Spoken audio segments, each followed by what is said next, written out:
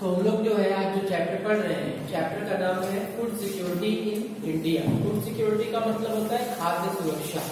भारत में खाद्य सुरक्षा के बारे में पढ़ रहे थे और इसमें हमने पढ़ा था इंट्रोडक्शन। सबसे पहले इस चैप्टर के बारे में पढ़ा था कि फूड सिक्योरिटी क्या होती है। फिर हमने पढ़ा था कि सोर्सेस ऑफ फूड ग्रेन्स, जो फूड ग्रेन्स हमको मिलते हैं या जो अनाज हमको मिलता है, इसका स्रोत क्या होता है, इसके स्रोत के बारे में पढ़ा था। फिर हमने पढ़ा था कि अलग अलग प्रकार की फसलें भारत में अलग अलग प्रकार से लगाई जाती हैं।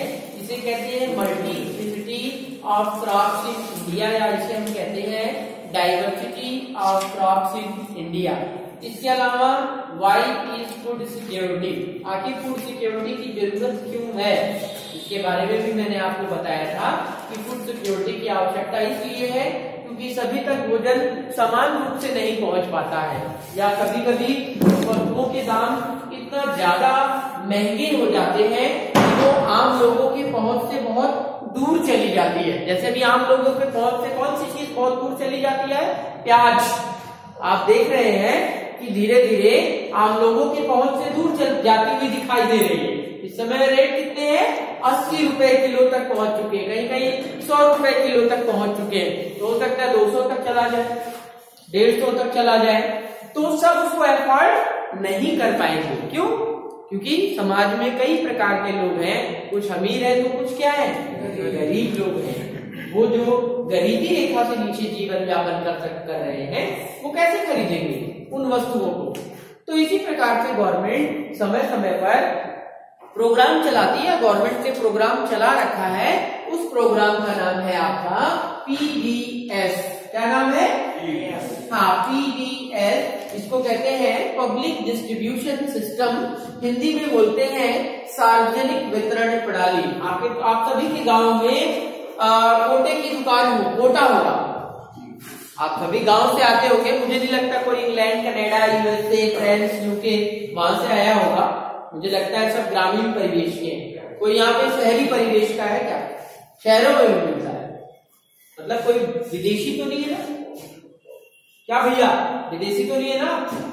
यही क्या है ना? गांव में कोटा की दुकान है, गांव में कोटा है। हाँ, कोटेदार के यहाँ जाते होंगे अनाज लेने, कोटेदार के यहाँ जाते होंगे अनाज लेने, साइकिल से, गाड़ी से, कार से, जैसे भी जाते होंगे आप, सामान ले आते होंगे। फ्री में मिल रहा है, किसको नहीं चाहिए। मोदी जी ने नवंबर तक राशन फ्री कर दिया है, महीने में 2-2 बार उठाइए बेचिए, उठाइए बेचिए, कोई दिक्कत ही नहीं है ना। तो व्यवस्था बना दी है, इसको हम कहते हैं पीडीएस सिस्टम, कहलाता है पब्लिक डिस्ट्रीब्यूशन सिस्टम, और हिंदी में बोलते हैं सार्वजनिक वितरण प्रणाली। तो इसके बारे में आपको बताया था मैंने। फिर वाई फूड सिक्योरिटी, खाद्य सुरक्षा क्यों चाहिए, इसके बारे में भी बताया। अब आगे आपको बताना है famine in the past. Famine का मतलब होता है अकाल। फैमिन का मतलब क्या होता है?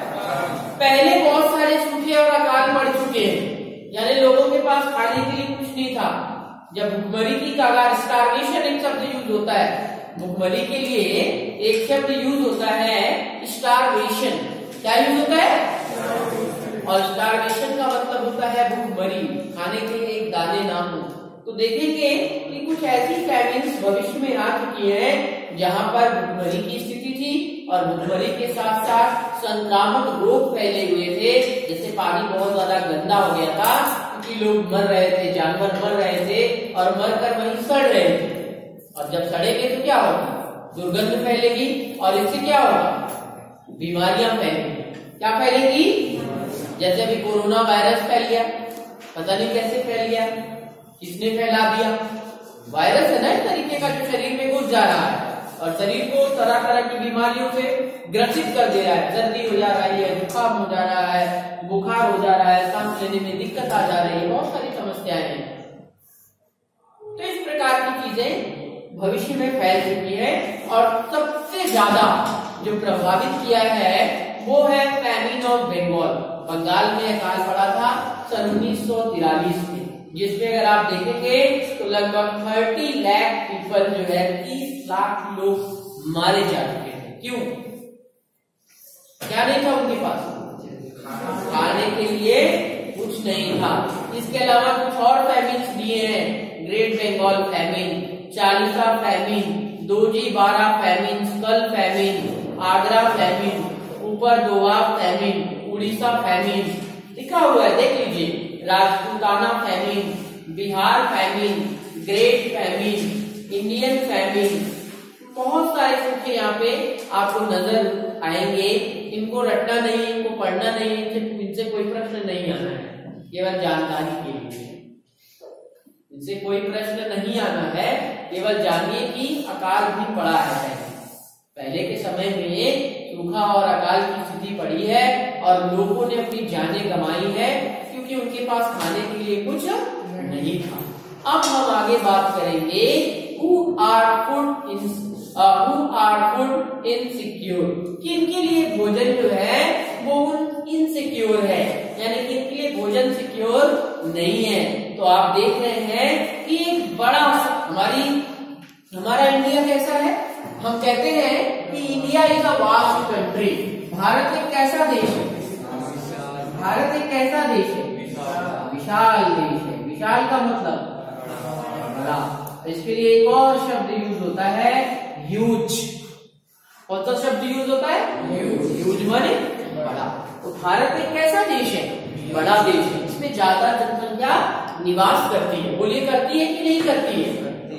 तो क्या अगर मैं बताना चाहूंगा कि अभी भी इतनी जनसंख्या यहाँ पर है जिनको सही मात्रा में पोषक तत्व नहीं मिल पाते हैं, या यूं कहे कि अभी भी कुछ लोग लैंडलेस हैं।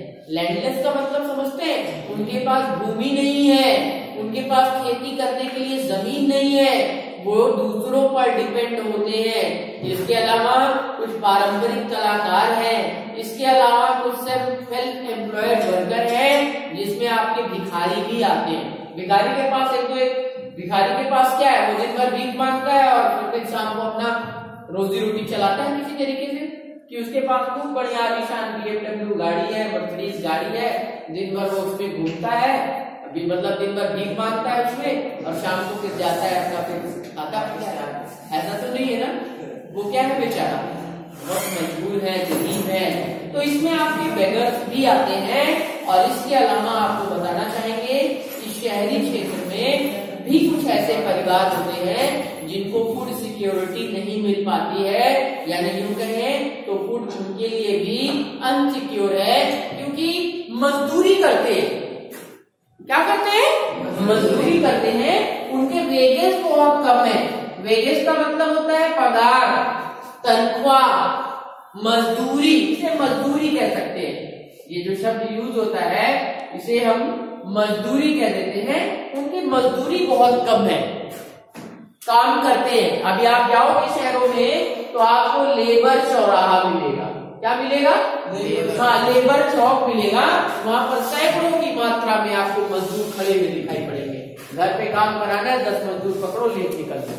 यहाँ की तरह नहीं, शहरों में लेबर चौक्स मिलेंगे, कम दामों पे आपके यहाँ लोग काम करने के लिए तैयार हो जाएंगे। क्यों तैयार हो जाएंगे, बेरोजगारी। क्यों तैयार हो जाएंगे, बेरोजगारी के चलते लोग तैयार हो जाएंगे आपके यहाँ पे काम करने के लिए। चलिए दो छोटी छोटी कहानियां पढ़ते हैं और कहानियों के माध्यम से हम लोग चीजों को जानते हैं। पहली कहानी है आपकी रामू, किसकी कहानी है, और दूसरी कहानी है किसकी, अहमद की। और रामू और अहमद की कहानी को पढ़ने के बाद हम जो है इसको समझ पाएंगे हु आर फूड इनसिक्योर, किसके लिए जो भोजन है अभी भी इनसिक्योर बना हुआ है। तो किसकी कहानी पढ़ने जा रहे हैं हम लोग, रामू की। इसकी कहानी, हाँ, रामू की एक काल्पनिक नाम है, एक जो है कह सकते हैं कि काल्पनिक नाम है जिसका नाम है रामू। कुछ भी नाम सच्चिदानंद रख सकते हैं, कुछ भी ब्यूटी पार्टी रख सकते हैं, कुछ भी, केवल कहानी नाम है अपना रामू। तो रामू की बात बता दें तो रामू जो है वो रायपुर गांव से बिलोंग करता है और वो खेती में काम करने वाला, बाहर मजदूरी करने वाला एक कैजुअल लेबर है। उसका जो बड़ा बेटा है उसका नाम है सोमू और वो 10 साल का है। और अगर देखें तो वो जो है सरपंच के यहाँ पाली, हरवाह समझते हैं, जो दूसरों के यहाँ काम करता है जानवर खिलाने का, ऐसा काम वो सरपंच के यहाँ गांव में करता है। सरपंच का नाम है सतपाल सिंह। फिर आपको बताना चाहूंगा कि सोनू पूरे वर्ष वहां काम करता है और उसे कितना रुपए मिलता है? 1000 रुपए प्रति महीना। कितना मिलता है? 1000 रुपए से हर महीने मिलता है। और रामू की अगर बात करें तो रामू के 3 और पुत्र हैं, 2 पुत्रियां हैं। अगर देखें तो ये सभी लोग जो बड़े हैं, छोटे तो काम कर नहीं सकते। अब 2 साल का कोई भाई या कोई बहन है तो खेत में जाएगा वो लोगों के साथ? नहीं जाएगा। तो जो बड़ा है, इनमें जो बड़े हैं वो पिता के साथ खेतों में काम करते हैं। और उनकी वाइफ यानी रामू की वाइफ का नाम है सुनहरी। क्या नाम है?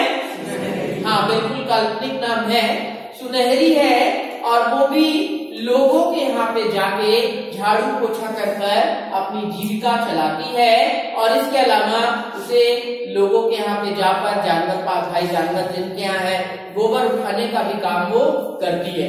इसके अलावा वो अपने हस्बैंड के साथ में बिजी सीजन में, जब मान लीजिए इस समय काटने का सीजन है, इस समय गेहूं का बुआई का सीजन है, इस समय धान की रोपाई का सीजन है, तो ऐसे सीजन में जाकर अपने हस्बैंड का वो हाथ बटाती है, अपने पति के साथ काम करती है। और देखें तो उसके बदले उसे लगभग जो है, जो ये गाय वाला यानी कि गोबर और ये सारा काम वो करती है, इसके बदले उसे आधा लीटर मिल्क और कुछ खाने मिल जाते हैं, खाने के लिए कुछ वेजिटेबल्स लोगों के यहाँ, जैसे हमारे यहाँ गई एग्जाम्पल के तौर पे गोबर वोबर उठाया, कुछ काम वाम किया तो हमने कहा चलो भैंस लग रही है, इसको आधा लीटर दूध दे दो, और कुछ घर पे सब्जियां बची हुई हैं, चलो इस सब्जी इसको दे दो, इसका काम चलता है। यानी गरीबी है ना। तो इस तरीके से चीजें यहाँ पर होती हैं। और बिजी सीजन में वो अपने हस्बैंड के साथ यानी कि अपने हस्बैंड के साथ काम करके कुछ पैसा अर्न कर लेती है। साथ ही साथ अगर देखा जाए तो रामू को जो है बुआई के समय में, कटाई के समय में ही काम मिल पाता है, यानी कि वर्ष में लगातार काम उसके पास उपलब्ध नहीं होता है। पूरे वर्ष काम मिलता रहता है उसे। जैसे अभी हमने गेहूं की बुआई कर दी, उसके बाद हम कोई मजदूर लगाएंगे? हाँ लगाएंगे, तब सिंचाई कर देंगे, इसके बाद लगाएंगे नहीं। तो कोई काम है मजदूर का? कोई काम है कि खेत देखने के लिए भी मजदूर को भेज दे, जाओ खेत देख के आओ, रोज 500 रुपए लेना, जाओ खेत देखो और 500 रुपए रोज लेते रहना। ऐसा तो नहीं करते ना? करते हैं क्या? नहीं करते हैं, लूट लेगा हमको, है ना। तो इस प्रकार से जो है मैं आपको बताना चाहूंगा कि ये चीजें यहाँ पर होती हैं। और फिर आपको बता दें कि 4 महीने जो बचते हैं इसमें वो बहुत मुश्किल से समय काट पाता है। आपको बताना चाहेंगे कि वो शहर जाता है या अन्य जगह जाता है, दूसरे काम करता है। और अगर देखें तो कभी कभी उसे कंस्ट्रक्शन की साइट पर ईंटा तक देना पड़ता है, ईंटा गाड़ा देते हैं, कंस्ट्रक्शन साइट पर काम करना पड़ता है। साथ ही साथ इतने प्रयासों के बाद जो रामू है वो 2 वक्त की रोजी रोटी नहीं जुटा पाता है। इतनी मेहनत करता है और अपने परिवार के लिए 2 वक्त की रोजी रोटी नहीं इकट्ठा कर पाता है। और आपको बता दें कि कुछ समय ऐसे होते हैं जब उसे काम नहीं मिलता है तो वो और उसके परिवार और उसके बच्चों को बिना भोजन के सोना पड़ता है। यानी उनके लिए उनके पास खाने के लिए कुछ नहीं होता है। कभी कभी तो ऐसी स्थिति आ जाती है काम नहीं मिल पाता है, और जब काम नहीं मिल पाता है तो भोजन नहीं हो पाता है, और जब भोजन नहीं हो पाता है तो पूरे परिवार को बिना भोजन बिना दूध के ही सोना पड़ता है। आपको बता दें मिल्क और वेजिटेबल्स यानी दूध और सब्जियां वो उनके डेली के मील में नहीं हो पाते, यानी डेली चीजों का प्रयोग वो नहीं कर पाते। इतनी गरीबी है। रामू जो है वो 4 महीना उसके लिए भोजन पाना बहुत मुश्किल होता है, यानी यूं कहें तो वो 4 महीना अनएम्प्लॉयड होता है। इसे हम सीजनल अनएम्प्लॉयमेंट कहते हैं। क्या कहते हैं? सीजनल। हिंदी में बोलते हैं मौसमी बेरोजगारी। कैसी बेरोजगारी बेटा? मौसमी। हाँ, उस मौसम में यानी 6 महीना आपको 8 महीना जो है उसको काम मिलता है, 4 महीने उसे किसी भी प्रकार का कोई काम नहीं मिल पाता है, उसे और जॉब्स करने पड़ते हैं और कभी कभी तो ऐसी स्थिति आती है कुछ भी काम नहीं मिल पाता है और परिवार को भूखों सोना पड़ता है, 2 वक्त की रोजी रोटी की व्यवस्था नहीं हो पाती है। इस प्रकार से ये समस्या किसको झेलनी पड़ती है? रामू। तो ये किसकी कहानी हो गई? रामू। अब हम कहानी पढ़ेंगे अहमद की। किसकी कहानी? अहमद एक रिक्शा चालक है, बेंगलुरु में रहता है। कहाँ रहता है? हाँ, बेंगलोर को बेंगलुरु बोलते हैं, बेंगलोर में रहता है। और अगर देखें तो वो अब जो है अपने 3 भाई, 2 बहन और अपने ओल्ड पेरेंट्स यानी कि जो उसके माता पिता हैं उनके साथ झुमरी तलैया चला जाता है। कहाँ चला जाता है? शिफ्टेड फ्रॉम वो झुमरी तलैया से यहाँ आकर शिफ्ट हो जाता है और वो झुग्गी में रहता है। झुग्गी माने झोपड़ी में रहता है। साथ ही साथ उसके जो परिवार का भरण पोषण होता है वो अहमद के द्वारा चलाए गए रिक्शे से होता है। अहमद क्या करता है? रिक्शा चलाता है और रिक्शा चलाकर पैसा कमाता है और पैसा कमाकर क्या करता है? परिवार चलाता है। साथ ही साथ अगर देखें तो यहाँ पर उसे जो एम्प्लॉयमेंट है, क्या एक दिन में मान लीजिए उसने रिक्शा चलाकर 500 रुपए कमा लिए, तो क्या डेली 500 रुपया कमाता रहेगा? फ्लक्चुएट करेगा। कभी 200 कमाएगा, कभी 100 कमाएगा, कभी 50 कमाएगा, कभी 400 भी कमा सकता है। यानी डेली की जो अर्निंग है वो क्या करेगी? फ्लक्चुएट करेगी। डेली की अर्निंग क्या करेगी? हाँ, हमारे कोई दुकानदार है यहाँ पे? कोई दुकानदार है अपना? इसको बंद कर दीजिए।